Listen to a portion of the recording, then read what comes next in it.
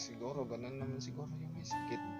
May tinurok sa akin ng antibiotic, kinuhanan ako ng dugo for another test, tapos chest ultrasound ulit, x-ray ulit, ultrasound, x-ray ulit. Ganun yung ginawa sa akin.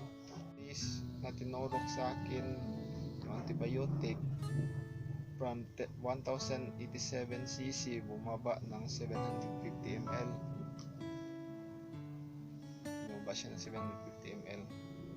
Kaya after 1 week, kasi nung na-admit na ako, nakahiga na ako, pero ano pa yun, yung mataas yung unan. After 1 week, kinunan ako ng tubig dito. Napili ako ng doktor kung thoracentesis o yung ubo.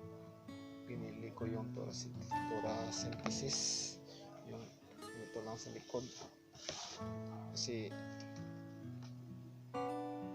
aminin ko, takot ako magpatubo, takot ako magpa-opera dito, kasi yun sa gilid kung magpatubo dito.